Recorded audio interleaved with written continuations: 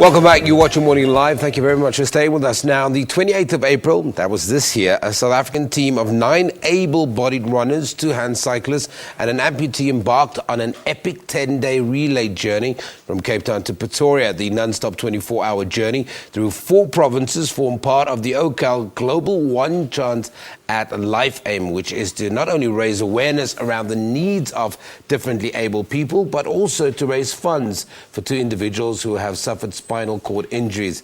The monies raised by the worldwide movement will provide these individuals with the necessary medical resources, much needed rehabilitation, and acquiring the right wheelchair for their needs. To tell us more, we're joined from our Pretoria studios by the founder, Nicolene Mostert, and Jeffrey Yates, who is a hand cyclist. Guys, thank you very much for joining me. Nicolene, let's start with you. This initiative, what is, for a lot of people will hear OCAL Global for the very, very first time this morning. What inspired this organization? So 2 years ago, I took the world's first triple amputee of Kilimanjaro with a team of amputees as well, and I saw them conquer stuff that scared me. And it was at that moment where the whole philosophy was born, that I needed to do something to show the world that there's no such thing as disability, but only differently abled individuals. Okay, so you have this idea, it inspires this organization. Then how do you convince people like Jeffrey, or was it quite easy to get Jeffrey and the team to say, guys, I've got a crazy idea. I want you guys to do a relay from Cape Town to Pretoria. We're going to raise funds. We're going to do some awareness around this. But I want you guys to get on board. How did that process then happen? So I think it's all about finding like-minded people and with a common goal. And I was lucky enough to have found 11 people that had the same mindset.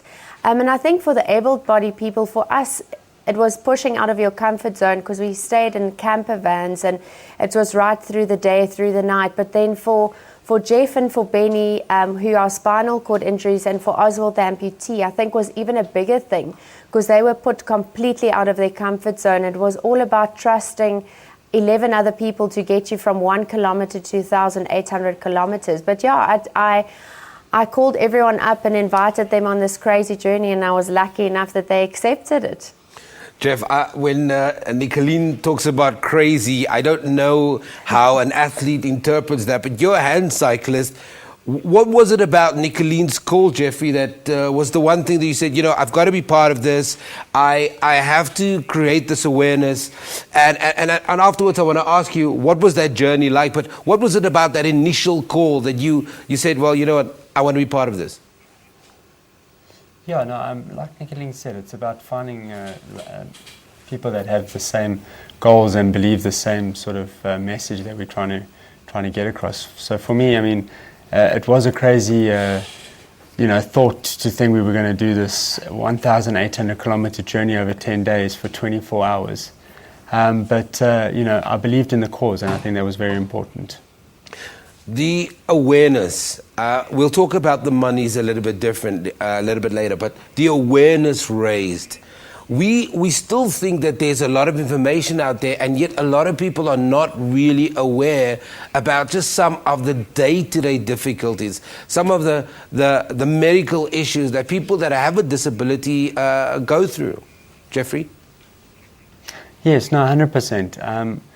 A lot of what we did on the trip was quite tough, and it was those challenges that we had to overcome. But living with a spinal cord injury, it's not necessarily not being able to walk. There's so many other different things that we struggle with when it comes to bathroom routine and all of that. So no, definitely it's something that we always have to try and work through and get through it.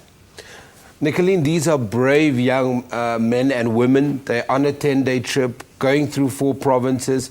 Have you, in your opinion, have you shifted the mindset of South Africans, people you've come into contact to?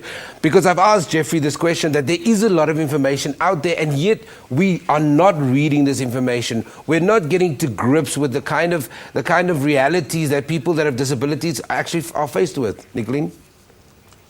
Yeah, I think that was the big thing for me, is that we each of us had to get involved. You know, we carried them in and out of the cars. We had to help them. And I think that was the thing, is having that first-hand experience of what they really go through and what we perceive. Like you say, we don't read, we don't always take note of what people with a different ability go through. And I think that was, for me, inviting people on this journey, abled and differently abled individuals, so that we can actually first-hand experience it. And definitely the towns that we have been through, you could see people actually like just in awe of what they do. And a lot of able-bodied people seeing that Jeff and Benny and Oswald taking on this task. And I think that's the thing with OCAL, is that the 2016 journey was just the beginning, and we don't only want to change the mindset of able-bodied people in the way that we see differently abled individuals, but we also want to empower and encourage people with that's differently able, to show them that they can have a full and meaningful life. Nicolene, very quickly, the target set and the money raised, what did you end up doing? So we're still in the process of raising the funds. I fly back to Cape Town tonight, and we start identifying the 2 individuals. But this, like we said, it's only the beginning of OCAL Global. So we have the 2 individuals that we're busy looking for. Yeah. So How do people get involved? Very quickly. So you can go to our Facebook page, OCAL Global. All the information is on there, and also the hashtag OCAL 2016. Okay, thank you very much. That's Nicolene Mostert. She's the founder of OCAL Global, One Chance at Life, and Jeffrey Yates. He's a hand cyclist who embarked on an epic 10-day relay journey from Cape Town to Pretoria to raise funds for 2 individuals who have suffered spinal cord injuries. They will culminate their run in the Wings of Life World Run on the 8th of May 2016. That's at Supersport Park in Pretoria.